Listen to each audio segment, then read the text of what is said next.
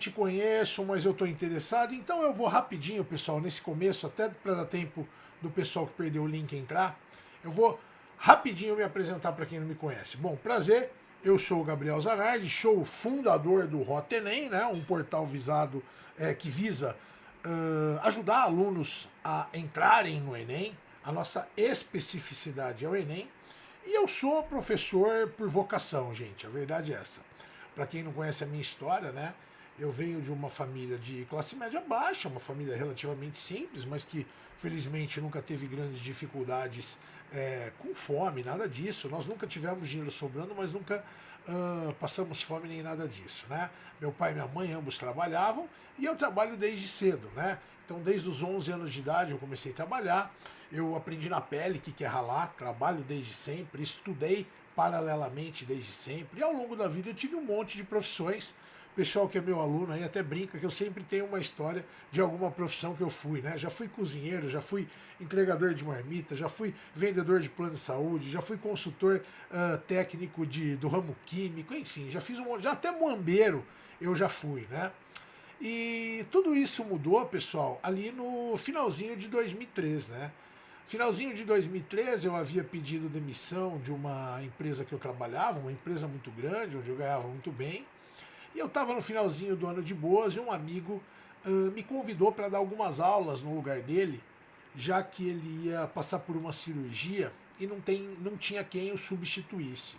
Conhecendo da minha capacidade, nós éramos amigos de faculdade, estávamos ambos aí no último ano, ele me convidou para dar umas aulas no lugar dele e de repente eu caí num lugar em que pela primeira vez eu me apaixonei por aquilo que eu estava fazendo, né? Era o último ano de Ciências Sociais, eu estava prestes a conseguir a minha licenciatura, e essas aulas temporárias ali, sem planejar, eu simplesmente me encontrei. É um momento mágico da vida da gente, quando a gente finalmente se encontra, né? E profissionalmente ali eu me encontrei, mesmo com todas as dificuldades que eu sabia que viriam com a profissão de professor. Eu entendi naquele momento o que eu queria fazer da vida. Eu queria ajudar pessoas a conquistarem suas metas. E é isso que eu faço diariamente com todos vocês. Alguns que são meus alunos, outros que não são. Alguns alunos meus que são alunos exclusivamente online estão por aqui, né? Eu tenho vários alunos online aí que disseram que estariam por aqui ou que assistiriam depois, vão assistir em algum momento essa aula. Mas enfim, essa missão de ajudá-los a conseguir conquistar a meta das suas vidas se estende aí pelos últimos 20 anos. Então, nos últimos 22 anos, para ser mais exato, é isso que eu tenho feito. E mesmo com todo esse tempo, pessoal, esse ano, especialmente esse ano de 2025, ele tem um sabor muito diferente para mim. Porque ao longo dos últimos 22 anos eu experimentei esse lugar de professor aqui, torcendo com vocês, sofrendo com vocês, lutando com vocês para que vocês sejam aprovados e comemorando com cada um de vocês. Mas esse ano especificamente, eu estou além da profissão além de estar na posição de professor, eu estou também na posição de pai. Afinal de contas, minha filha mais velha aí está terminando o terceiro ano, e ela está prestando vestibular também. Então, ao longo desse ano, ela como uma aluna de terceiro ano que está enfrentando as mesmas dificuldades que vocês, eu senti pela primeira vez a ansiedade e a angústia e o medo que vem no lugar que vocês estão. Porque aqui como professor eu era solidário a vocês, mas eu não sentia esse medo, né?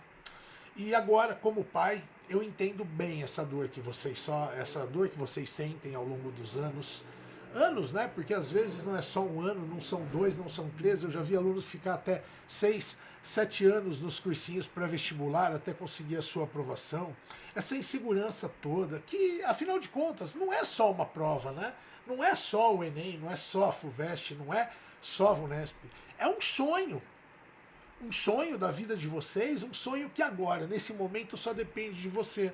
Afinal de contas, toda a bagagem que você acumula, na hora que você senta lá dentro, que você entra lá na escola em que você vai fazer a prova, é só você e a caneta, e mais ninguém.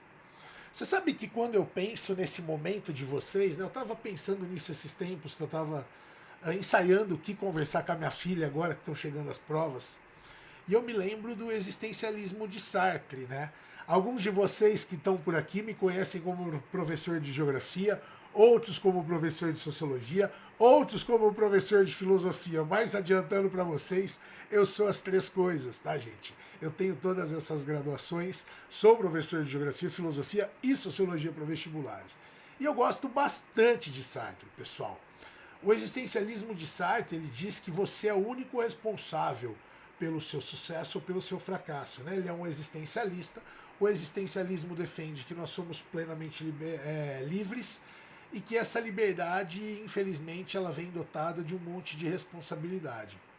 E quando nós percebemos que somos livres e que a vida que nós temos é responsabilidade só das decisões que nós tomamos, nós somos tomados por covardia, por angústia, por ansiedade. E eu tenho vivido isso na pele de pai. Afinal de contas, eu compartilho as dores das minhas filhas, da minha filha, mais especificamente mais velha, que está prestando vestibular, e consequentemente eu tenho compartilhado ao longo do ano a dor de vocês de uma forma muito mais profunda do que eu nunca tinha compartilhado antes, tá?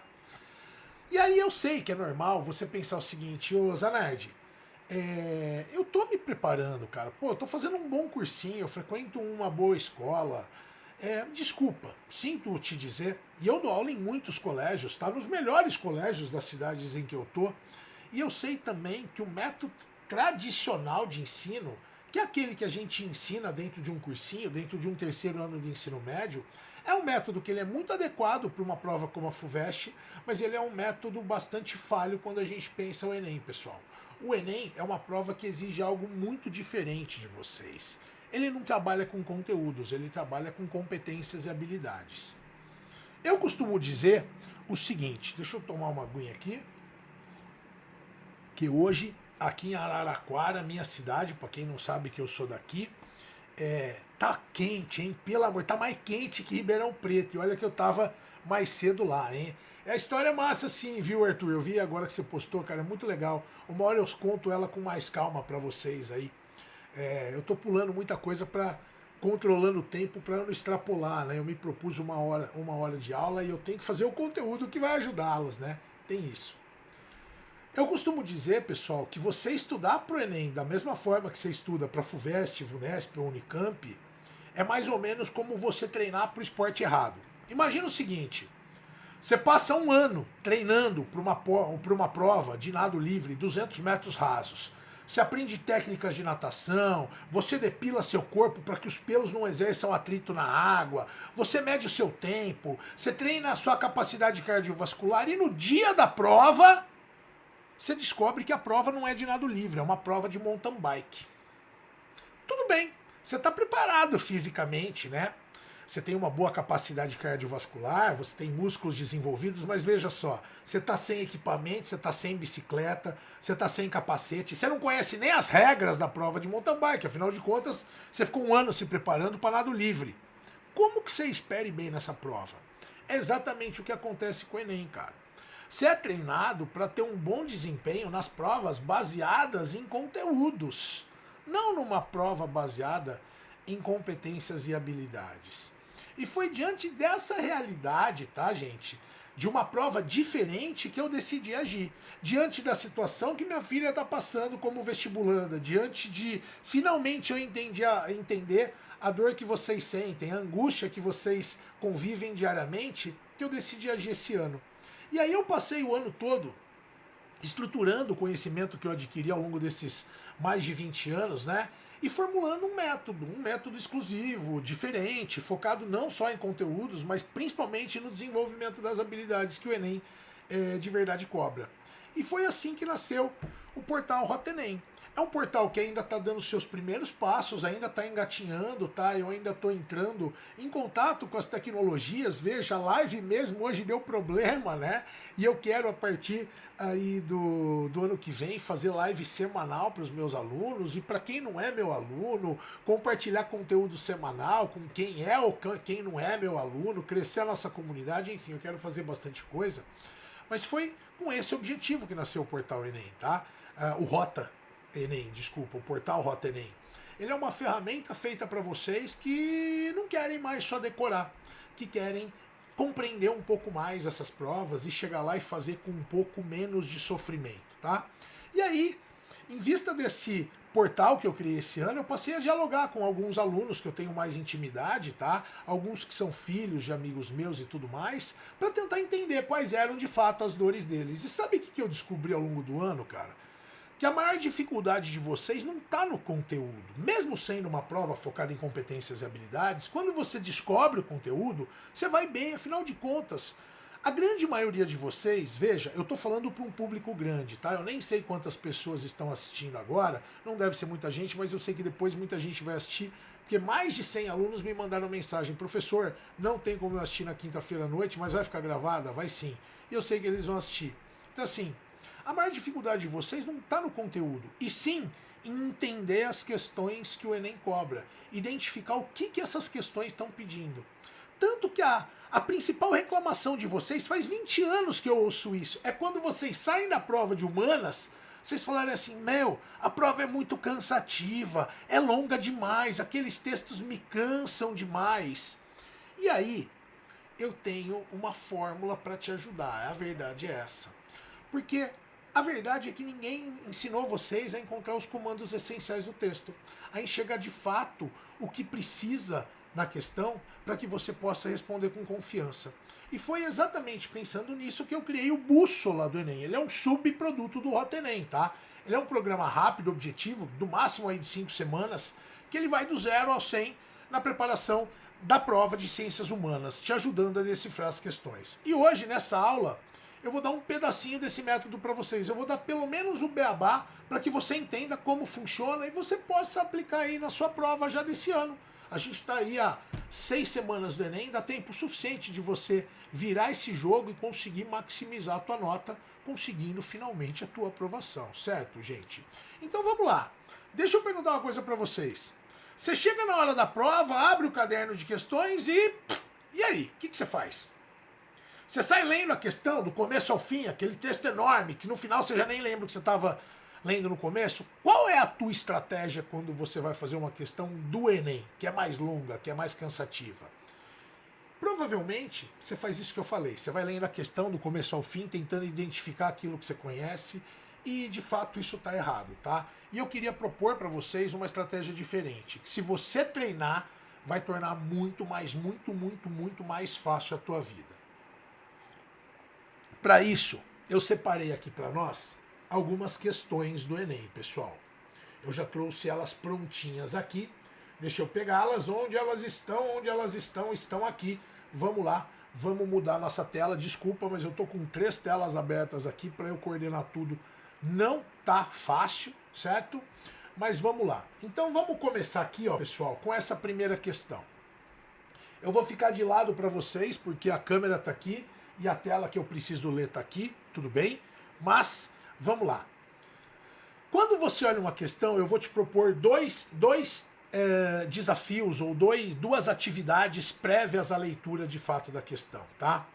A gente vai, a partir de agora, treinar uma leitura ativa estratégica do enunciado que vai, de fato, simplificar a tua vida. Primeira coisa que você vai fazer quando você pegar uma questão como essa do Enem, você vai achar o comando da questão. O que é o comando da questão? É aquele verbo ou aquela instrução que mostra exatamente o que você deve fazer.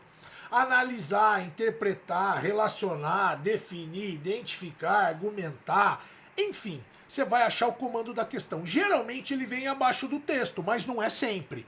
Tem vezes que ele está envolvido no próprio texto, tá? Quando você achar ele, você vai grifar ele. Escuta o que eu tô te falando. Faz isso que vai tornar a tua vida muito mais fácil. Vamos fazer com essa questão aqui? Peguei ela, não vou nem ler. Eu vou bater o olho e eu identifico aqui, ó, com base no texto, ao favorecer o contato de indivíduos de diferentes partes da África, a experiência da escravidão no Brasil tornou possível o quê? O que eu vou fazer? Eu vou identificar o comando e vou grifá-lo. Aí, tá aí. O comando é esse. Ao favorecer o contato de indivíduos de diferentes partes da África, a experiência da escravidão no Brasil tornou possível. Ó, a experiência da escravidão do Brasil tornou possível o quê? Esse é o comando da questão. Percebeu? Grifei. Professor, eu preciso grifar tudo que você colocou em vermelho ou só o que está em vermelho e negrito? O comando da questão é o que está vermelho e negrito. O resto eu só marquei porque é o que me coloca no lugar, é o que me coloca dentro do espaço do tempo, me permite situar dentro da questão, tá? Eu não li o texto ainda. A primeira coisa que eu faço é isso. Para quê? Para agora voltar na leitura dela, já sabendo o que ela quer de mim. Ela quer que eu identifique o que da escravidão no Brasil tornou possível. A escravidão no Brasil tornou possível o quê? É isso. Vou voltar para o texto. Torna-se claro que quem descobriu a África no Brasil, muito antes dos europeus, foram os próprios africanos trazidos como escravos. E essa descoberta não se restringia apenas ao reino linguístico, estendia-se também a outras áreas culturais, inclusive a da religião. Há razões para pensar que os africanos, quando misturados e transportados ao Brasil, não demoraram em perceber a existência entre si de elos culturais mais profundos. Ok. O texto de fato é grande. A segunda coisa que eu quero que você faça, veja, a primeira foi identificar o comando da questão. A segunda coisa que você vai fazer para mim é o seguinte: depois de identificar o comando da questão, eu quero que você se faça a seguinte pergunta. Essa questão, ela está me cobrando compreensão ou interpretação do enunciado? Presta atenção, as duas palavras-chave são compreensão ou interpretação. Professor, o que é uma compreensão? É quando ela me pede uma resposta direta a partir do texto, quando a própria resposta está no enunciado. É uma questão mais simples. Geralmente são as questões que valem menos dentro do TRI. Percebe? Agora, quando ela me cobra interpretação, ela está pedindo para que eu deduza algo a partir do texto e do conhecimento de mundo que eu tenho. Isso é uma questão mais complexa. É aí que estão as questões mais complexas, inclusive as que valem mais segundo o TRI. Entendeu? É basicamente essas duas competências, essas duas habilidades que estão no cerne de todas as questões. Claro que cada uma delas tem sua própria competência, sua habilidade específica, mas no geral é isso. Ou a questão ela é de compreensão ou ela é de interpretação. Lembre-se, compreensão é mais simples, interpretação é mais complexa. Compreensão é só achar no texto a resposta, depois ir direto para as alternativas. Interpretação, eu tenho que entender o texto e, usando o meu conhecimento de mundo e aquilo que eu entendi do texto, eu preciso ir além para chegar à resposta correta. Será que foi possível entender? Vamos continuar então aqui com o exercício. Ó, já grifei o comando da questão. A escravidão no Brasil tornou possível o quê? Essa questão, ela é uma questão do quê? Ela é uma questão de interpretação, veja só. Ela exige de mim deduzir desse texto histórico e relacionar isso com o processo descrito no texto. Então, assim, ela exige de mim mais conhecimento sobre a história do Brasil, entendeu? Apesar de ser uma questão classificada como de geografia, vamos ser sinceros, ela traz conhecimentos de geografia e sociologia. Então, peraí, ó. Vou olhar de novo para a questão. Agora eu já sei o comando dela e já sei que ela está exigindo de mim um pouco mais. Torna-se claro que quem descobriu a África no Brasil, muito antes dos europeus, foram os próprios africanos. Sabe o que o texto está dizendo? Que os africanos só perceberam que eles eram africanos quando eles chegaram aqui. Porque lá onde eles estavam, eles se viam como tudo, menos como africanos. O que o texto está dizendo? Ele está dizendo que a origem dos escravos era bastante heterogênea. Escravos de etnias diferentes, vindas de lugares diferentes do continente africano, com culturas diferentes. E quando eles chegaram aqui no Brasil, eles se descobriram africanos. Por quê? Porque eles foram classificados dentro de um mesmo balaio. A mesma coisa aconteceu com os indígenas, cara. Então veja, com base no texto, ao favorecer o contato de indivíduos de diferentes partes da África, a experiência da escravidão tornou possível o quê? Qual é a alternativa correta aí, pessoal? A formação de uma identidade cultural afro-brasileira. Identidade essa que não existia entre eles. Afinal de contas, eles não tinham entre si a identidade africana. Claro que eu estou fazendo ela de maneira calma, de maneira explicada, isso você tem que treinar para que isso fique mais claro, mas torna a sua vida muito mais fácil. Vamos continuar? Vamos fazer mais algumas? Deixa eu ver se tem alguma coisa aqui no chat. Não tem nada, a última coisa é do Arthur. Vocês estão entendendo? Põe aí uma mensagem no chat, tá tudo certo? Tô curtindo, entendi, não, fiquei com dúvida, só para eu saber se vocês estão na vibe que eu tô. Segunda questão, pessoal, vamos lá. Quer um conselho? Vá conhecer alguma coisa da terra e deixe os homens em paz. Os homens mudam, a terra inalterável. Vá por aí dentro, embrenhe-se pelo interior, observe alguma coisa de proveitoso. Aqui na capital, só encontrará casas mais altas, ruas mais cheias e coisas parecidas ao que de igual existe em todas as cidades modernas. Mas, ao contato com a terra, você sentirá o que não pode sentir nas avenidas asfaltadas. Texto esse do Monteiro Lobato. Esse é o jeito de começar a questão? Não, não é. Qual que é o jeito de começar a questão? Primeiro, vou identificar o comando dela. Veja, no Enem isso exige mais esforço, mas você pode usar essa mesma estratégia, por exemplo, para questões de outros vestibulares.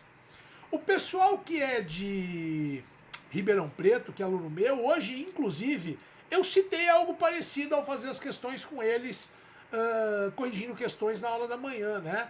E o pessoal que tem aula online comigo, ao longo da semana eu também já introduzi essa nova prática com eles, porque isso dá para fazer não só no Enem, mas torna a vida do Enem muito mais fácil. Vamos fazer aqui? Qual é o comando da questão? Geralmente ele está embaixo do texto introdutório. O texto literário evidencia uma percepção dual sobre a cidade e o campo, fundamentada na ideia de... Opa! Fundamentada na ideia. A percepção dual sobre a cidade e o campo está fundamentada em qual ideia? A percepção dual entre a cidade e o campo está fundamentada em qual ideia? Já sei qual é o comando da questão. Ele quer que eu ache a alternativa que fundamenta a percepção dual entre a cidade e o campo. Eu já conseguiria responder sem ler o texto introdutório, tá? Nessa hora você pode ir para o texto, volta para ele. Quer um conselho? Vá conhecer alguma coisa da terra e deixe os homens em paz. Os homens mudam e a terra é inalterável. Vá por aí dentro, embrenhe-se pelo interior e observe alguma coisa de proveitoso. Aqui na capital, só encontrará casas mais altas, ruas mais cheias e coisas parecidas ao que de igual existe em todas as cidades modernas. Mas ao contato com a terra, você sentirá o que não pode sentir nas avenidas asfaltadas. Você percebeu as duas realidades que Lobato está se referindo? Muito bem, essa é uma questão de compreensão ou de interpretação, hein? Essa é uma questão também de interpretação. Veja, ele traz um texto sobre a dualidade entre o campo e a cidade, falada por Lobato, e ele espera que eu conheça a realidade brasileira no momento em que isso daí foi escrito, no momento em que Monteiro Lobato fazia esse texto. O texto literário evidencia uma percepção dual fundamentada na ideia do quê? De valorização da natureza. Ele está dizendo, olha, a vida aqui na cidade é chata, é igual a vida em toda e qualquer cidade do mundo. Agora, vá para o interior, vá visitar o campo, que lá sim você vai ver o que é felicidade. É isso, é quase que uma percepção romântica da natureza, certo? Fica muito mais fácil entender a questão, pessoal. Deixa eu ver se rolou alguma coisa aqui. Tá tudo certo, top, tudo certo, beleza, fechou. Vamos continuar. Num mundo como o nosso, por um lado marcado... Vamos fazer diferente, não vou ler o texto introdutório não. Vamos direto no comando da questão? Vamos. Então vou pular, vou lá para baixo. O texto aborda um paradoxo marcante do mundo contemporâneo, que consiste na oposição entre... Legal. Você consegue identificar qual é o comando da questão? Pensa aí de cabeça. Vou dar 1 minuto para você fazer isso. O comando da questão tá aí. Está nessa frase. O texto aborda um paradoxo marcante do mundo contemporâneo, que consiste na oposição entre o quê? Pessoal, tá aí. Paradoxo marcante do mundo contemporâneo, que consiste na oposição. Esse paradoxo, ele consiste na oposição do quê? Existe um paradoxo contemporâneo que consiste na oposição de duas coisas. Quais são essas duas coisas? Agora eu volto para o texto. Num mundo como o nosso, por um lado marcado pela fluidez do espaço, as questões ligadas à circulação se tornam ainda mais relevantes e com elas a situação de um dos componentes mais emblemáticos dos territórios e seus limites. E é aí que surge um dos grandes paradoxos da geografia contemporânea. Ao lado da fluidez globalizada aparecem também os fechamentos, as tentativas de controle de circulação de pessoas. Você já identificou a resposta? Não identificou, não? Não fica fácil? Que paradoxo é esse da contemporaneidade? É o paradoxo existente entre, de um lado, os estímulos à globalização econômica, mercadológica e informacional, e do outro, as restrições à globalização de pessoas. A gente já tratou isso. Se você é aluno meu, você teve essa aula comigo sobre globalização, sobre blocos econômicos, sobre barreiras no mundo. Se você não é aluno meu, você já foi aluno de ensino médio, você teve essa aula. Se você está fazendo cursinho em qualquer parte do Brasil, tem gente aí do Recife, tem gente aí das Alagoas assistindo essa aula com a gente, você já teve essa aula. A questão nem precisa, né? Mas ela é uma questão de compreensão ou de interpretação, pessoal? Essa é uma questão mais fácil de compreensão. A resposta está no texto. Olha lá, é aí que surge um dos grandes paradoxos da geografia contemporânea. Ao lado da fluidez globalizada, aparecem também os fechamentos. Entendeu? É só mera interpretação. Essa é uma questão que vale menos no TRI. Não há dúvidas, é uma questão mais fácil. A oposição entre o quê? Entre o livre mercado e a construção de barreiras fronteiriças. É isso, cara. Tá na moda isso, inclusive, né, gente? Olha lá o Trump fechando a fronteira dos Estados Unidos. Tudo bem? Você percebe como as questões que são de compreensão, elas são mais fáceis que as de interpretação? Porque a de interpretação pede para você ir além. A de compreensão não, ela já dá, é mera interpretação de texto. Vamos mais uma. Eu separei algumas aqui, tá, gente? Eu preciso ficar de olho na hora. Quarta questão, vamos começar com a identificação do comando. O comando está sempre abaixo do texto introdutório, ou da tirinha, ou do gráfico. Considerando a relação entre meios de comunicação e formação de identidades, a noção que explica esse fenômeno natalidade é a de... Qual que é o comando da questão? Você consegue identificar? Onde está o comando? Eu vou dar 10 segundinhos para que você tente identificar.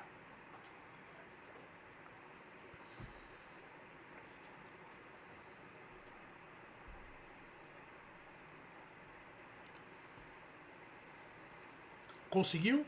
E aí? Tá aqui, né, gente? Então vamos lá, ó. A noção que explica esse fenômeno. Que fenômeno? A relação entre meios de comunicação e formação de identidades. Você percebe que é praticamente a fala do mestre Yoda? Começa pelo final e depois vai pelo começo? Quem gosta de Star Wars entendeu a referência, né? É isso. Então veja, a noção que explica esse fenômeno, qual fenômeno? A relação entre os meios de comunicação e a formação das identidades. Portanto, eu quero saber qual é a noção que explica esse fenômeno. Eu vou para o texto agora lê-lo. Apesar da grande distância geográfica em relação ao território japonês, os otakus, jovens aficionados em cultura pop japonesa brasileiros, vinculam-se socialmente hoje em eventos e a partir de uma circulação intensa de mangás, animes, games, fanzines, J-music, música pop japonesa e por aí vai. O consumo em escala mundial dos produtos da cultura pop, enfaticamente midiática, produzida no Japão, constitui um momento histórico em que se aponta a ambivalência sobre o que significa a produção midiática e cultural quando percebida no próprio país e como a percepção de tal produção se transforma radicalmente nos olhares de consumidores estrangeiros. Legal. Agora eu quero que, em vista disso, você me diga o seguinte: essa é uma questão de compreensão ou de interpretação? Você consegue identificar? A resposta está inteira no texto e basta você compreendê-lo? Ou a resposta tem sinais no texto, mas você precisa de conhecimentos além do texto para respondê-la? O que você acha? E aí? Vou contar até 5, hein? 1, 2, 3, 4, 5. Tá aí. é uma questão, pessoal, de interpretação. Ela exige mais. Você percebe como ela não é tão clara? Você precisa pensar um pouquinho mais nela? O que ela está exigindo de vocês? Ela está exigindo que vocês relacionem o conteúdo do texto com um fenômeno social.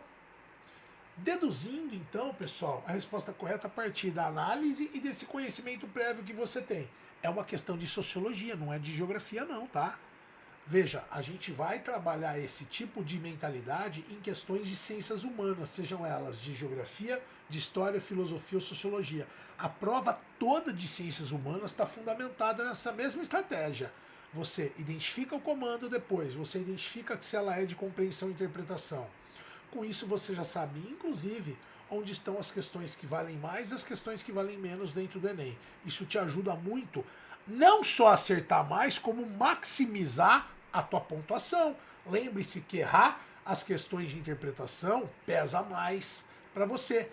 Principalmente quando você faz o oposto, né? Se acerta de interpretação, mas erra de compreensão, aí o Enem entende que você chutou, não que você sabia. Então tem que tomar cuidado com isso, tá? Pessoal, a noção que explica esse fenômeno, qual? O da relação entre os meios de comunicação e a formação de identidade, está em qual alternativa? Está no tribalismo das culturas juvenis. É isso, as culturas juvenis elas se dividem em tribos, subculturas.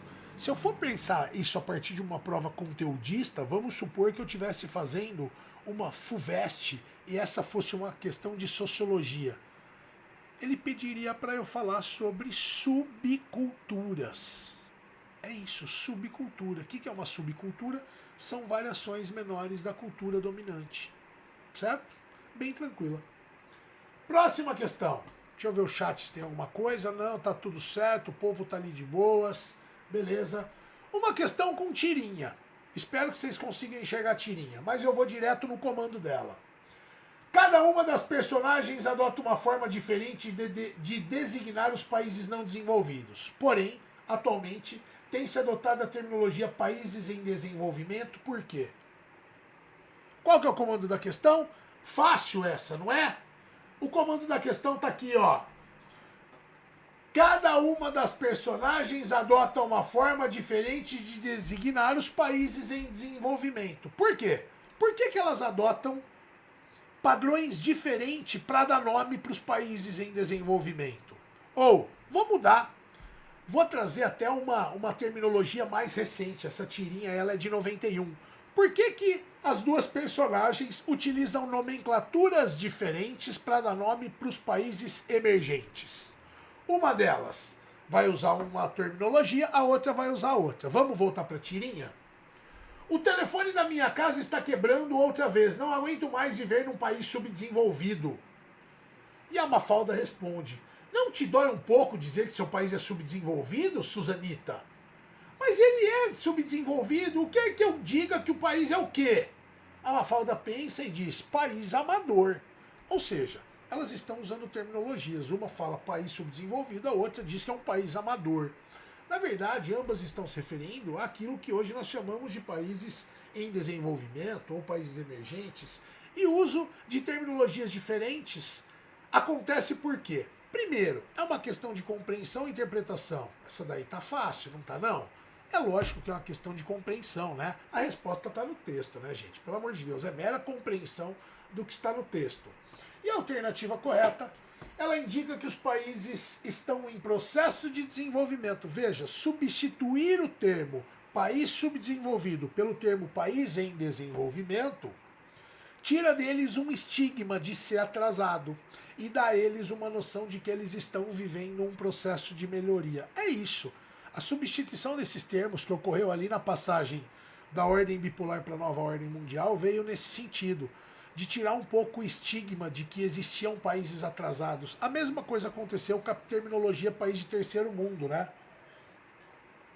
Terceiro, por estar atrás do primeiro, dava aos países de terceiro mundo um estigma de que eles eram atrasados. Por isso não se usam mais essas terminologias, ok?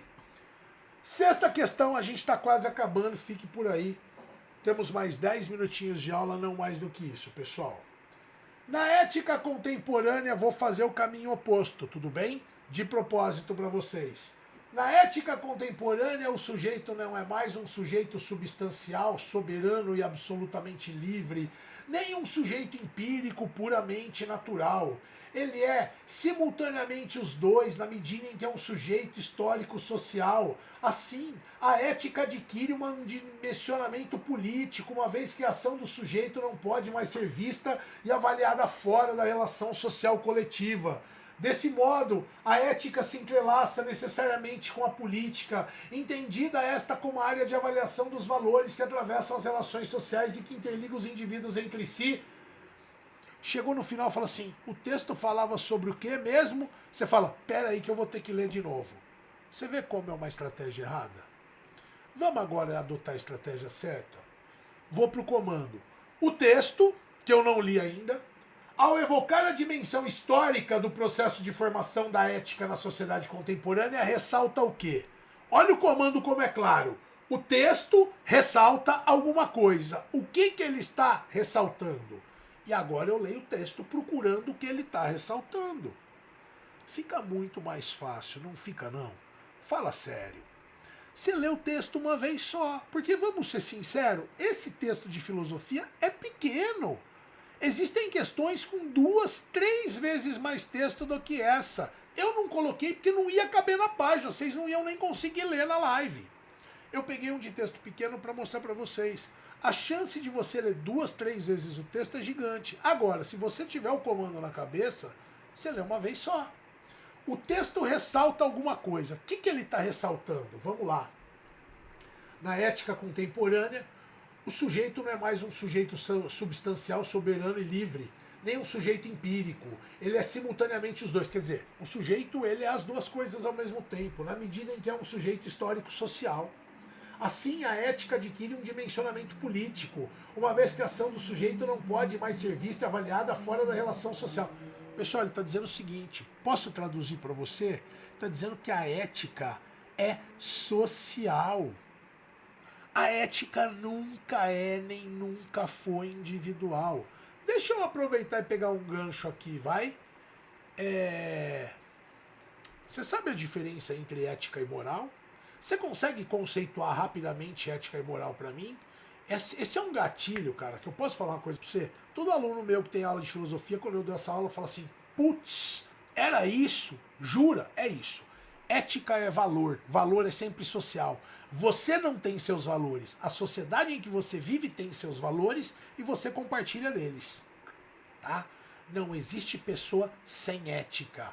As pessoas têm éticas diferentes se elas foram criadas em sociedades diferentes. Veja, eu nasci no mesmo lugar, com o mesmo grupo das minhas irmãs, portanto os valores que eu compartilho com elas, com meus primos, com a galera da minha idade, da minha época, que viveu na mesma cidade que eu, é basicamente a mesma. Nós temos os mesmos valores. São sempre sociais. Agora, escolher segui-los ou não, isso é uma escolha individual. Isso não é ética, isso é moral. Ética é o valor, moral é a prática dele. A ética é sempre social, a moral é sempre individual. Eu escolho segui-los ou não. Espero ter te ajudado, porque essa é uma ajuda bem legal, tá? O texto ele ressalta o quê, pessoal? Vamos lá. É uma questão de compreensão ou de interpretação? Diz pra mim. Ficou fácil, não ficou? Ficou fácil. A resposta está no texto? Não está. Eu preciso de mais conhecimentos. Vê que eu até trouxe para você uma dimensão do que é ética e o que é moral. Quer dizer, se a resposta não está diretamente no texto, não é uma questão de compreensão. É uma questão que exige que você compreenda o texto, mas exige de você também um conhecimento prévio. Aí entra aquele monte de conteúdo que você acumulou ao longo da sua vida, pessoal. Nesse caso, ela requer da gente uma análise crítica do texto para identificar a ideia principal sobre ética e política. Qual é a alternativa correta aqui? Bem fácil. O texto ressalta o sentido coletivo e político das ações humanas individuais. É isso, ele está dizendo que os nossos valores, eles são coletivos, eles são políticos. Tudo bem? E vamos aí para mais uma questão, para a gente quase finalizar nossa aula. Deixa eu ver se tem alguma coisa no chat. Por enquanto não tem nada, tá tudo certo. Vamos lá então. Questão conhecida, né? Muitos de vocês já viram essa questão, ela está na maioria dos materiais impressos. Um trecho da música do Chico, nem vou ler. A característica familiar descrita deriva do seguinte aspecto demográfico. Olha o que a questão pede. A característica familiar descrita deriva do seguinte aspecto demográfico. Qual é o comando da questão? Deriva do seguinte. Qual é o aspecto demográfico de onde vem aquilo que está presente no texto? Qual é o aspecto demográfico que vem aquilo que está no texto, pessoal? É uma questão de mera interpretação, certo? Mas, veja, é uma interpretação fácil. Ela não é compreensão. Por quê? Porque a resposta não está no texto. O meu pai era paulista, meu avô pernambucano, meu bisavô mineiro, meu tataravô baiano. Vou na estrada há muitos anos, sou um artista brasileiro. Eu identifiquei a alternativa correta? Não. Eu preciso interpretá-la. Eu preciso interpretar isso. Ele está dizendo que os seus ancestrais vieram, cada um deles, de um lugar diferente do nosso país.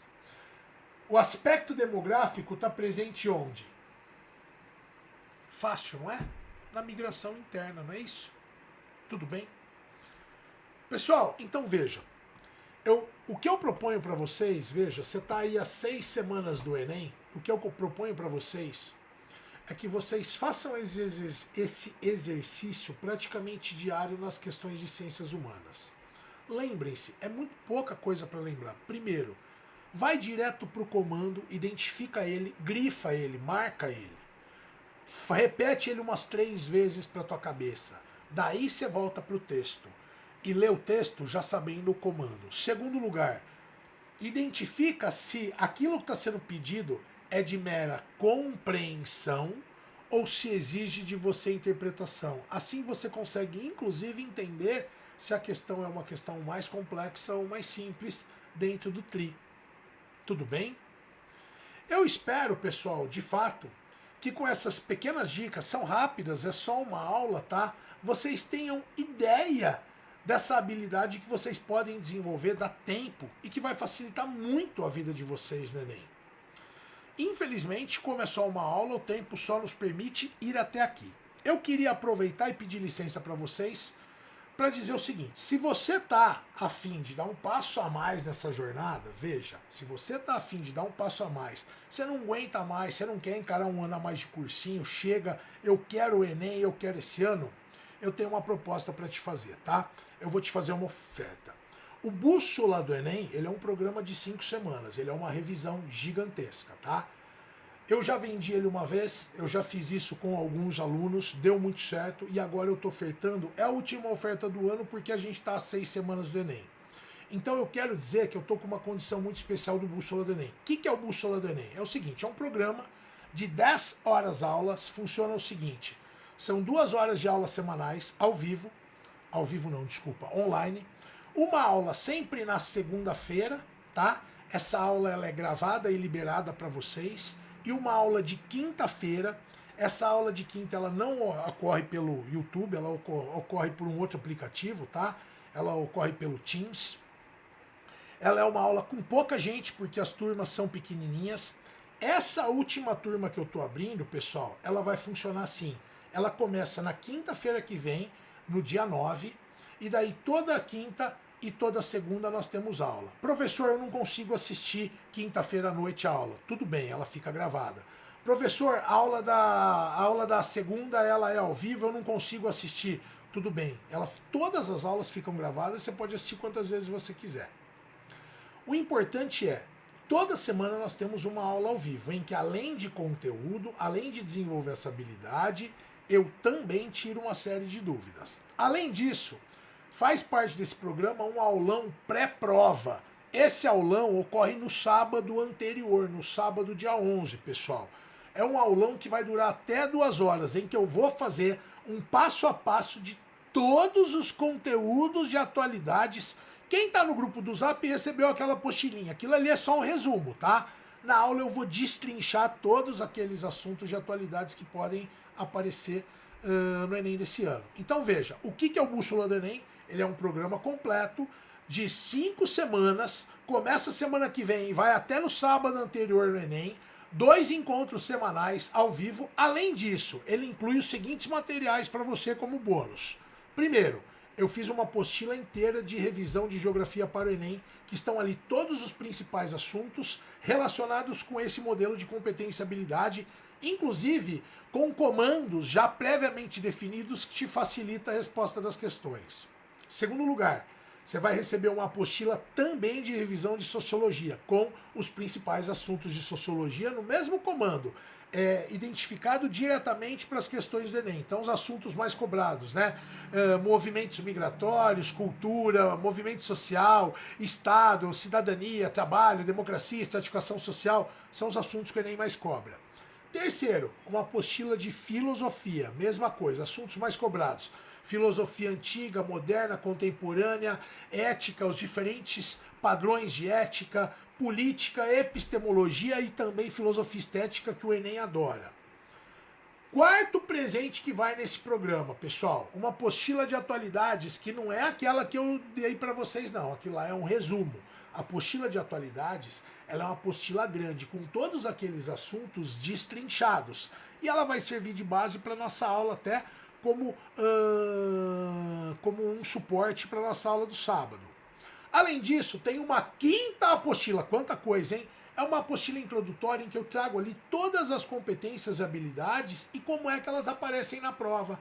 Quais são os comandos associados a ela para que você facilite. Professor, não dá tempo de decorar. E nem é. A habilidade não se decora, a habilidade se desenvolve. Por fim, pessoal, são 5 grandes listas de exercício que eu vou trabalhar com vocês. Então, a cada semana vai ter uma lista de exercícios de geografia, filosofia e sociologia, exclusivamente do Enem. Todos eles com explicações iguais a essas que você viu aqui na aula e suporte ao vivo se você precisar. E ainda, quem estiver dentro do Bússola do Enem vai fazer parte de uma comunidade que eu tenho online, tá? Numa plataforma fechada, em que você manda a resposta para mim, você manda pergunta para mim 24 horas por dia, eu te respondo rapidamente, porque eu passo praticamente o dia inteiro conectado nela. Então, qualquer dúvida que você tiver dentro dos conhecimentos de geografia, filosofia e sociologia, você postar lá para mim, eu vou tirar para você. Professor, e história, se eu tiver alguma dúvida numa questão, considerando essa nossa estratégia, eu também vou tirar para você. Então, qualquer dúvida de ciências humanas ligadas à estratégia do Enem que você postar lá, eu te respondo. Além disso, é uma comunidade, então vocês poderão interagir. Tudo bem? Professor, e como é que funciona o Bússola do Enem? Quanto é que custa essa pequena fortuna, né? Veja, eu já vou ser muito sincero com vocês. Os grupos que eu fecho particular, tem aluno aí, deixa eu ver se ainda está online. Deve ter. Eu não vou ficar procurando, mas deve ter um aluno meu aí online aí. Quem é aluno meu sabe que o meu valor de hora-aula é de R$120 a hora-aula, certo? Se ele é individual, 120, se ele é em grupo, R$180 a hora-aula. Nós temos 10 horas aula, então só aí você já imagina quanto ficaria. Ficaria muito mais de R$1.000. Como eu estou fazendo um pacote que eu espero vender para uma série de amigos da minha filha que estão aí, que vão assistir, que me falaram que vão assistir e estão esperando esse pacote ser lançado, eu fiz uma baita promoção, pessoal. É o último pacote vendido do ano. O Bússola do Enem vai durar 5 semanas. Terminou, vem o Enem, acabou, tô de férias. Dou aí as revisões das escolas privadas, os grupos online terminam, minhas aulas particulares online também terminam, e aí eu tô de férias, então tô com uma super promoção. Apenas 10 parcelinhas de R$34,70. É isso aí que você ouviu mesmo. Você vai comprar uma super revisão de ciências humanas com 10 horas de aula comigo, diretão aqui, online, tá? Além disso, um super aulão, pessoal. Um aulão gigantesco, ao vivo, de atualidades, em que eu vou, se precisar ficar mais tempo, a gente fica, mas eu vou fazer todos aqueles conteúdos explicadinhos para vocês no dia anterior ao Enem, para te avisar. Tudo isso por 10 parcelinhas de R$34,70. Fala sério, R$34,70 você não compra nem um lanche hoje em dia, né?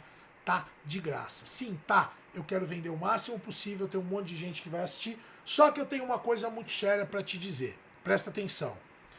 Como já começa na quinta-feira que vem, eu vou abrir agora, nesse momento, o carrinho de vendas, vou postar aqui para vocês o link. Se você quiser fazer a compra, você entra no link aí, que eu estou postando agora. Vai nele e faz a compra. E vai ficar aberto só até a terça-feira, é isso? Deixa eu confirmar. Deixa eu confirmar se é isso mesmo. Terça? Isso, terça-feira. Então ele fica aberto.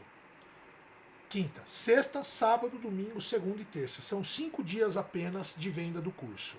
Terça-feira eu fecho o curso, por quê? Porque quarta-feira eu preciso preparar o material individual das aulas que eu vou dar. Vou ter que entrar em contato com cada aluno, mandar mensagem na comunidade, entrar em contato com eles, ajudá-los a entrar na plataforma. Para quinta-feira a gente já ter a nossa primeira aula. Então é uma baita oportunidade, pessoal. Se você está procurando um boost a mais aí para ser aprovado no Enem, é uma boa oportunidade, vai te ajudar muito em ciências humanas. E posso dizer, eu já disse isso para alguns alunos, tem alguns até, 2 alunos já até fizeram a compra antes de eu lançar. Já sabiam disso, porque já sabiam que eu estava vendendo Bússola do Enem, me perguntaram antes e fizeram a compra. Eu abri o carrinho ontem para 2 alunos comprarem. É o seguinte, para e pensa, 10 prestaçõezinhas de R$ 34,70, professor, não vou pagar em 10, vou pagar à vista. Beleza, é o mesmo preço, R$ 347 reais. É muito menos do que uma mensalidade, mas muito menos que uma mensalidade de cursinho, cara. Muito menos. Entre você agilizar a tua entrada esse ano no Enem, a sua aprovação esse ano para o curso que você quer, ou você tem que fazer um ano de cursinho, o investimento é ridículo. Segundo lugar, pessoal, você tem tempo, 5 semanas é tempo o suficiente para você mudar a tua mentalidade e conseguir facilitar muito a tua leitura das questões. Afinal de contas, eu tenho quase certeza, quase, porque eu não conheço toda a realidade de todos os alunos que vão assistir essa aula. Tem muito aluno aí de outras regiões do Brasil que eu não posso afirmar nada por eles, porque alguns estados eu não sei como funciona. Mas, se você está fazendo o 3º ano, se você está fazendo curso pré-vestibular, se você está estudando, com certeza o conteúdo que o Enem cobra, você já estudou, você só precisa acertar a estratégia. E é isso que eu vou trabalhar com vocês. Professor, eu tenho déficit de conteúdo. Relaxa, porque a gente vai trabalhar essa estratégia em cima de conteúdos específicos. Tudo bem? Então veja, vou repetir para finalizar. Você vai levar uma revisão de 10 horas comigo, além disso, um aulão pré-prova de atualidades. Você vai levar uma apostila de geografia com todos os assuntos do Enem esmiuçados, uma apostila de filosofia com todos os assuntos do Enem esmiuçados, uma apostila de sociologia com todos os principais assuntos do Enem esmiuçados. Além disso, uma apostila que vai mostrar para você quais são todas as competências e habilidades cobradas pelo Enem, para que você tenha noção disso antes da prova. Além disso, você vai levar 5 listas de exercícios exclusivas do Enem de Ciências Humanas, com todos os exercícios, com gabarito, comentados, resoluções feitas, explicações em cima da minha estratégia. Além disso, você vai levar uma comunidade em que você vai poder entrar em contato comigo a qualquer hora, tudo isso por 10 prestaçõezinhas de R$ 34,70. Se eu fosse você, eu entrava e comprava. Do mais, é isso, pessoal. Espero de fato ter ajudado vocês, tá? Ter mostrado um pouquinho dessa estratégia que, ó, eu juro pra você, faz diferença. Eu já tive aluno que tá comigo desde março, quando eu comecei a elaborar essa estratégia. Eu passei para eles e já nas provas do meio do ano, nem Enem era, mas já nas provas do meio do ano eles já tiveram diferença, tá? Eu tenho aluno, inclusive, que foi aprovado, já está na faculdade, só que ele vai prestar de novo, porque ele quer mudar de instituição agora no final do ano, que continuou fazendo aula comigo, porque de fato fez dificuldade. Eu tenho até aluno que gabaritou geografia no vestibular no meio do ano. Então, assim, espero ter te ajudado de fato. É isso, obrigado pela sua presença, pelo tempo que você dispensou. Você está no Rota Enem, o canal que te ajuda a ser aprovado no Enem. Eu sou o professor Gabriel Zanardi, valeu, abraço pessoal, tchau, tchau.